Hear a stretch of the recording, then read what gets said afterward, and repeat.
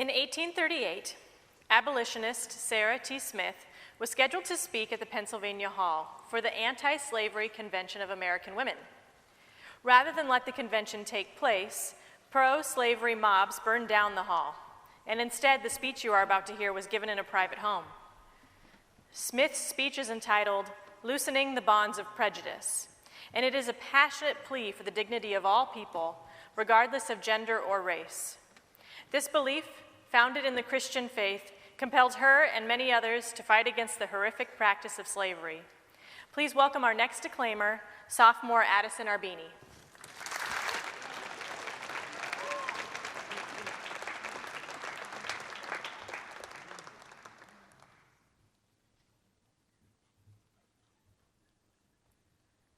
Dear friends, in that love for our cause, which knows not the fear of man, we address you, in confidence that our motives will be understood and regarded. We are told that it is not within the province of woman to discuss the subject of slavery, that it is a political question, and that we are stepping out of our sphere when we take part in its discussion. It is not true that it is merely a political question. It is likewise a question of justice, of humanity, of morality, of religion, a question which, while it involves considerations of immense importance to the welfare and prosperity of our country, enters deeply into the home concerns, the everyday feelings of millions of our fellow beings.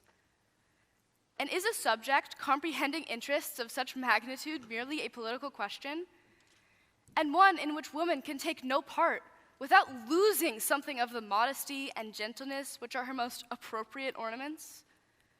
May not the ornament of a meek and quiet spirit exist with an upright mind and enlightened intellect? And must a woman necessarily be less gentle because her heart is open to the claims of humanity? Or less modest because she feels for the degradation of her enslaved sisters and would stretch forth her hand for their rescue? But admitting it to be a political question, have we no interest in the welfare of our country?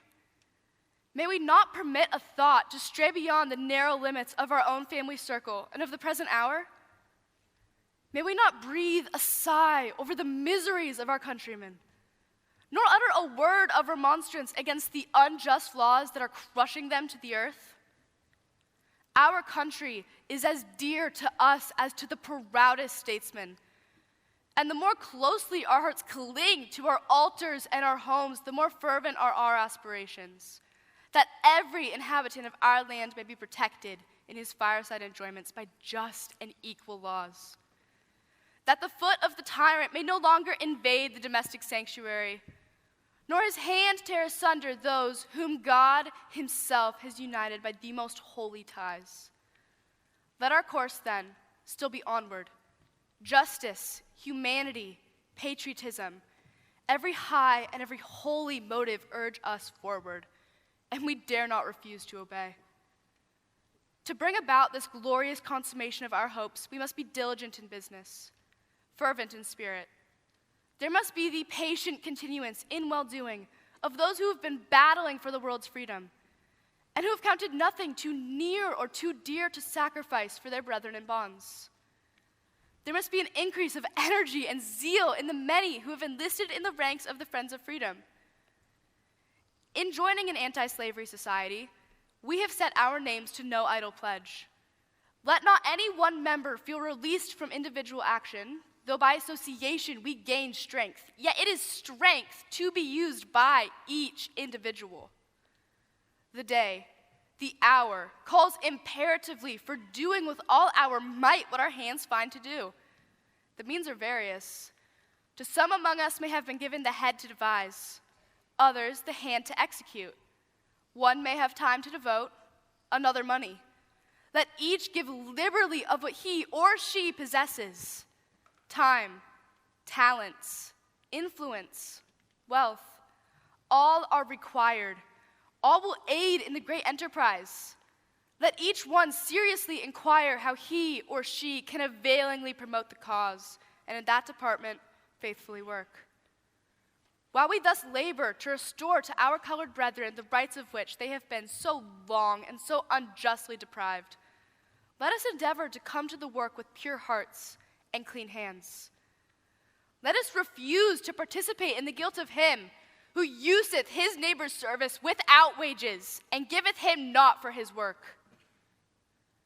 Whether we are guiltless of such participation while we continue to purchase and use the products of unrequited toil becomes a question of serious import, and one which we recommend to your attentive consideration. It is not necessary to enter into a labored argument to prove that one of the main props of the system of slavery is the price paid by the inhabitants of non-slave-holding states and countries for the productions of the states in which slavery prevails. This is so evident that we presume none will dispute it.